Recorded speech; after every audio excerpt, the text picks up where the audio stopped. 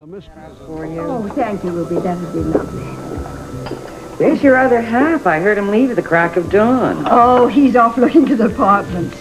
It's best to get an early start because the good ones go first. I really hate to see you move. I mean, having the Quartermaines here has kind of turned this into a classy place. Oh, thank you, Ruby. We've certainly enjoyed being here, but it'll be nice to have a place of our own again. Yeah.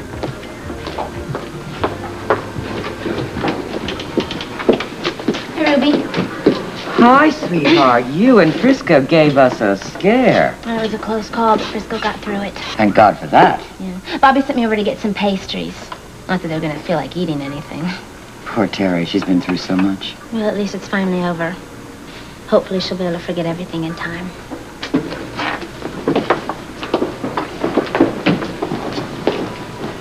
Hello.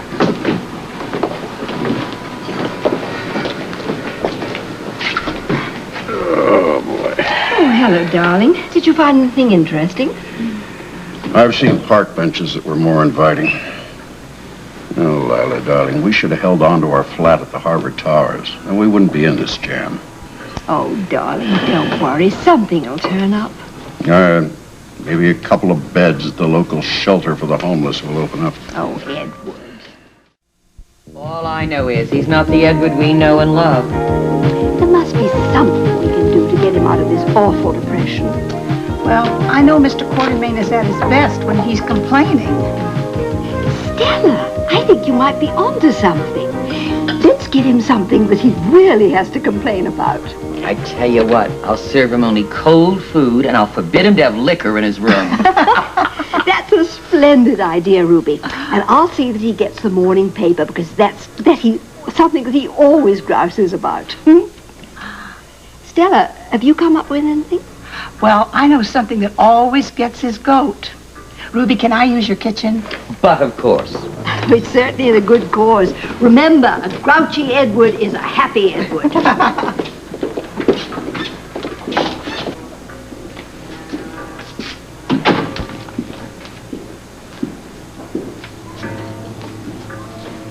Oh, hello, darling. Are you feeling better? Well, it's not a matter of feeling good or bad, Lila. It's just a matter of getting used to my new way of life. Are the bedroom slippers and that old sweater part of the new life, dear? Well, yeah. Why not? No point in wearing out shoe leather. And my suits have to last me for the rest of my life, so there's no reason to get the seat of the pants all shiny by just sitting around here at Kelly's. Dear, have you read the paper this morning? I saved you a copy. Well, I hope you found it on the counter, Lila. I mean, we can't afford to be buying papers these days. There's a fascinating story on the financial page, how you can make money by trading foreign currency. I don't want to hear about it, Lila. I have enough problems of my own to worry about. Oh, how about some coffee, Mr. Quartermaine? Oh, well, all right, as long as it's poured.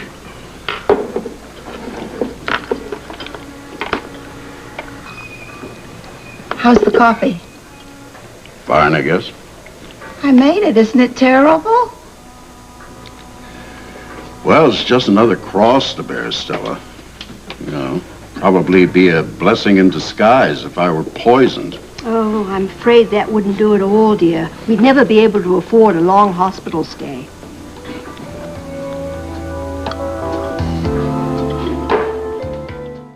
Hi there, Jimmy Lee. I got some mail forwarded from your old place. Well, thank you. Hi, Daddy. Well, I hope you're going to visit with Edward, because he sure needs cheering up. I'll do the best I can. Hey, Daddy, what's happening? What do you think's happening? All I do is sit here all day long, every day. The only thing that changes is the color of Ruby's soup. Well, nobody said you have to sit here all day at Kelly's. I don't want to talk about it, Jimmy Lee. Well, fine. You just sit there and mope. I'll read my mail.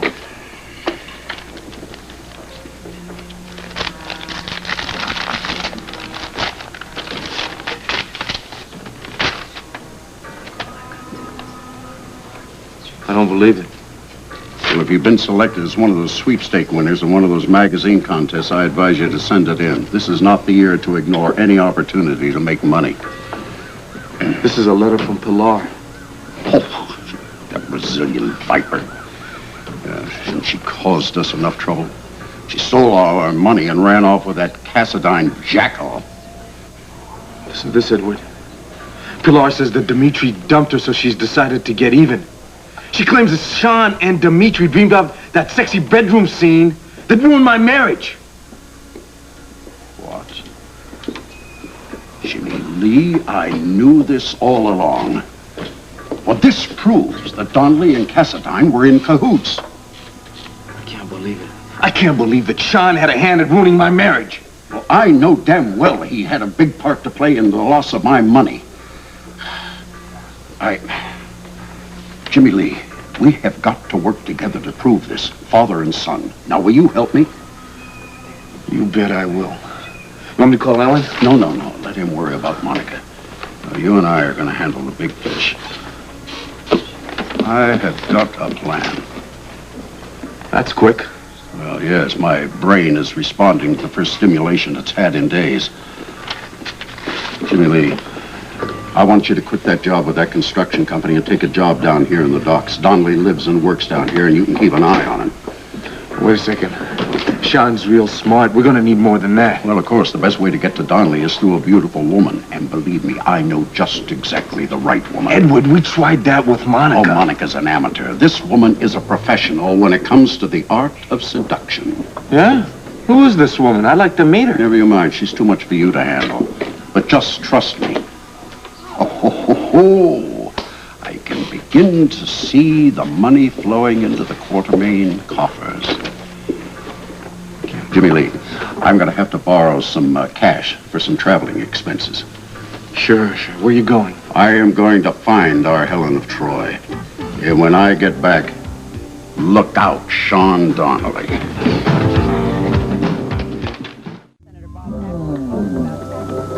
Ooh, what's this one? It looks good. Oh, that's my grandmother's recipe for relish. We used to call it chutney.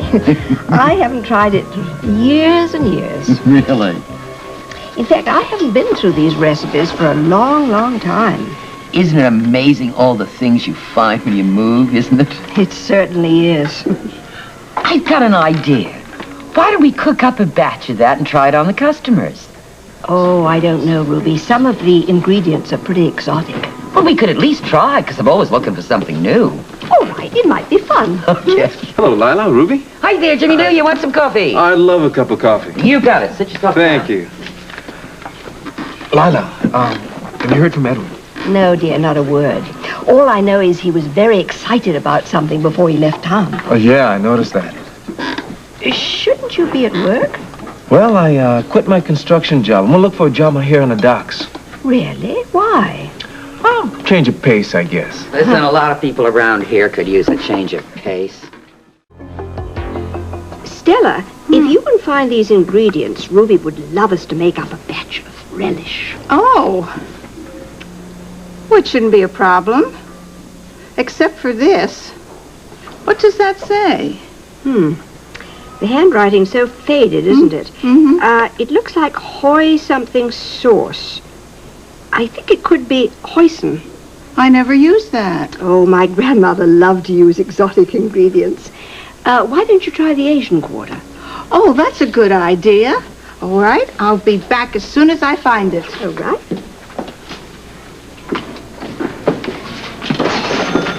Hi, Stella. Hi, Jimmy. Ruby, I'm looking for a guy by the name of Pete Barnes. Do you know who he is? I sure do. You're looking at him. Pete, this is Jimmy Lee Holt. Hi, how you doing? I was told that you are the foreman down on the docks. That's right. Well, I'm looking for work. Well, I've got to get back now. Why don't you walk with me? We'll talk. Okay. Sounds like a deal. What's your background? Well, I'll tell you the truth, I got a lot of experience in construction.